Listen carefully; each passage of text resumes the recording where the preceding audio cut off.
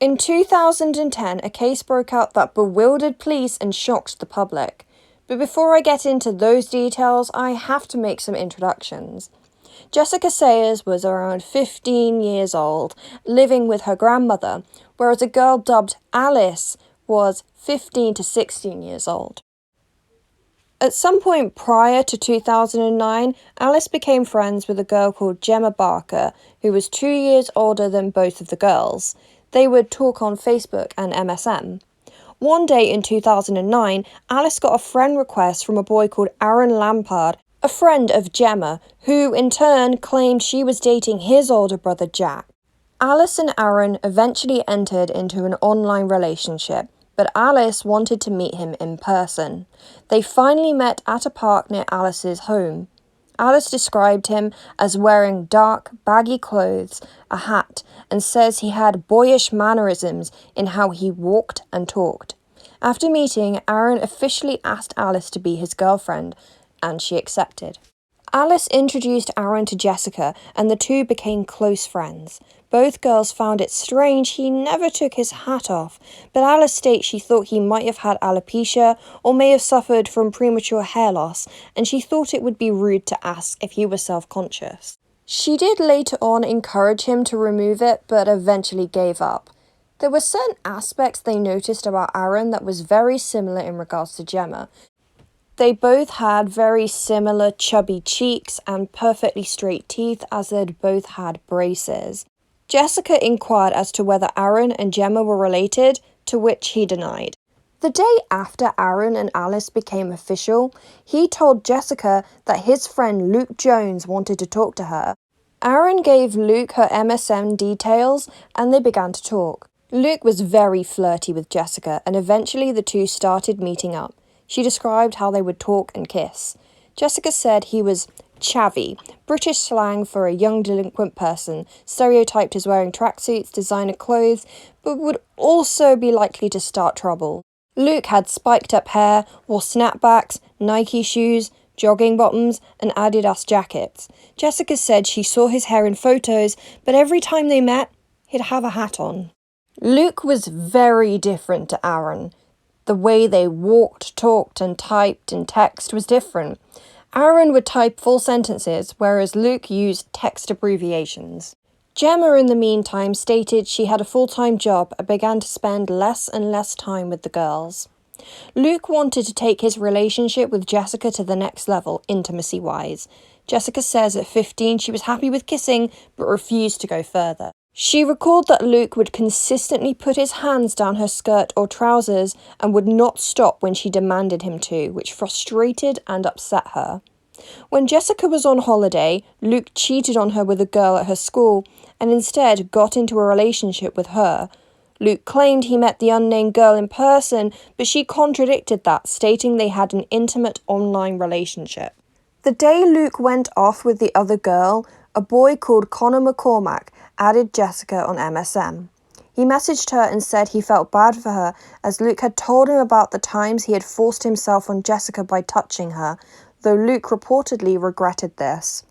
Connor and Jessica began talking. They bonded as he became a shoulder to cry on regarding Luke's infidelity, and soon they began dating. Connor was also different to Aaron and Luke. In pictures he had a floppy fringe or Justin Bieber hair, as Jessica put it. He wore button-up shirts, skinny jeans, and high-top trainers. In January 2010, they finally met up.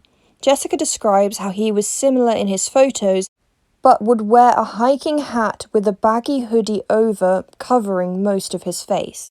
Connor told Jessica he suffered from alopecia, extreme social anxiety, and deep insecurities. Her brother suffers from alopecia, and so she empathized with him, understanding it. Connor also happened to struggle with selective mutism, or, as he said, shyness, and would instead text someone to reply, even if they were in the same room. Even so, Connor was caring and thoughtful, and Jessica fell in love with him. Alice and Jessica's friends were concerned, however, and highly skeptical. One red flag was all three lived in St. George's Hill, a gated, guarded private estate for the rich and famous. Alice and Jessica would sometimes wait outside the estate for them, but they'd never show up. They rang the door a few times, and once the maid answered and said they didn't even live there. In response, the boys said that the maid was told by their parents to say they didn't live there for security reasons. Alice and Aaron did begin a more intimate relationship, taking it to the next level. She thought it was completely normal to not take all of your clothes off and to be completely in the dark during adult activities. In May 2010, however, she was looking for his keys in his bag when he asked her to fetch them for him, and she found an adult toy. She confronted him, and he stated he only used it on her once. On May the 9th, 2010, Connor broke the news to Jessica that his grandmother had died. He didn't want to be on his own and asked if he could stay the night at her house. Her grandmother agreed if they kept their hands to themselves. Connor told Jessica to tell her grandmother that he had lost his voice to explain his mutism. The grandmother did ask him to remove his hat while in her house, but he refused, and she just thought he was a very strange boy. They did, however, skirt around the rules and started hugging and kissing, but then Connor took off her shorts and her knickers and started performing adult activities. Jessica asked him to stop, and he didn't, and progressed until she felt something go in her. After a while, it stopped, and Jessica was left confused and in a lot of pain. However, she was distracted as her phone rang, and it was Alice who could tell something was very wrong with Jessica. However, Connor took his own phone, opened up the Notepad app and typed something out, then showed it to Jessica. It said, "Tell Alice Aaron's been in a car accident." This was the same week in which Alice had found the adult toy in Aaron's bag. Alice hadn't been getting on with Aaron since the discovery. She did as she was told and informed Alice about the accident, and Alice became hysterical, devastated that something this terrible had happened to her boyfriend.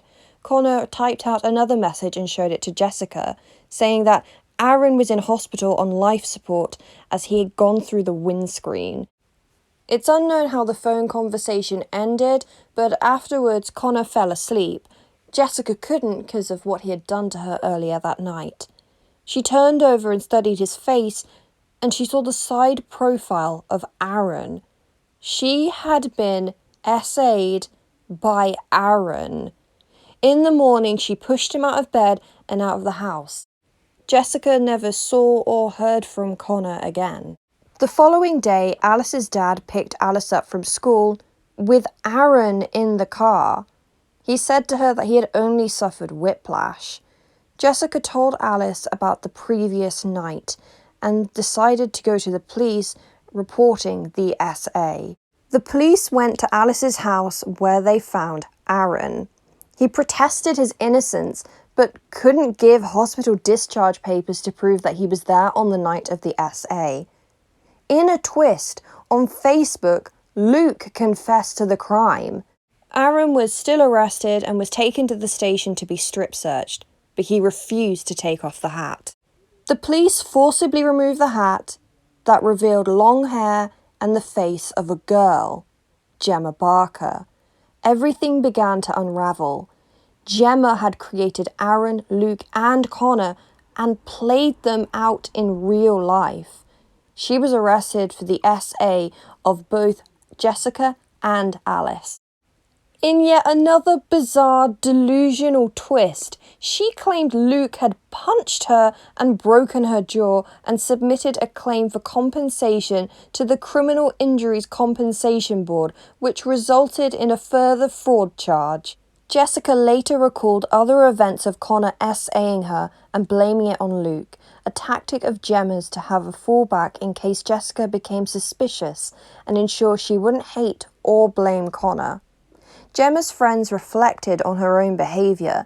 She always appeared to want to be the centre of attention and lied a lot, claiming her stepdad worked for MI5 and she was incredibly spoiled. Her mother bought her a car when she threatened to take her own life. They have several theories as to why Gemma did this. The defense argued that she feared losing her friends, and this was a way of keeping them close. Some believe that she was in love with Alice. Some think that she was gay and in denial and didn't know how to come out.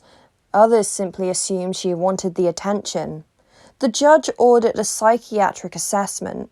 Gemma already had an autistic spectrum disorder diagnosis, but was also diagnosed with borderline learning disorder, and traits were found of difficulty understanding social situations. But no personality or dissociative disorders were found, so there isn't really an explanation on a psychological level as to why she did this. Gemma was charged with 2 counts of SA and 1 charge of fraud. The girls say it took months to process the shame and feeling they were stupid to have believed it. One stated in court that she fell into a period wherein she wanted to take her own life. Aaron, Luke, and Connor never existed. It was all a deception used to prey on girls in their most vulnerable years when they are just learning who they are and what they want when it comes to relationships.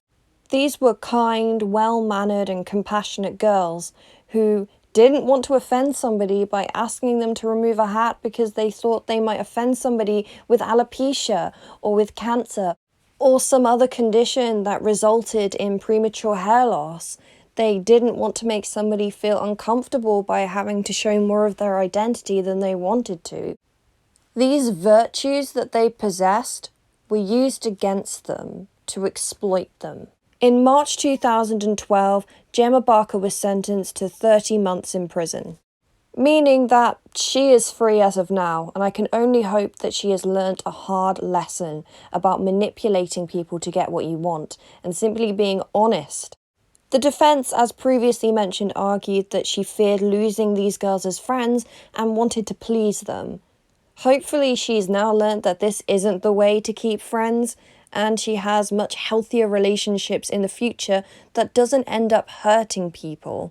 On a positive note, both Jessica and Alice did move on and had happy, healthy relationships. I'm unsure as to whether they're still with these people, but I'm glad that they did manage to carry on with their lives and find happiness after all of the deception and exploitation they went through. This is a wild case, and I'm not referring to the essay. That is extremely serious and damaging, and I really hope the girls have managed to heal from that. I am not trivializing that whatsoever. Taking just that part out and looking at the rest of the case, it's insane. It was so tabloid worthy because there's this girl, 20-year-old girl who had created 3 distinct personalities, 3 distinct people who walked, talked, and typed completely differently. They had separate wardrobes. The amount of planning this must have taken is hard to comprehend.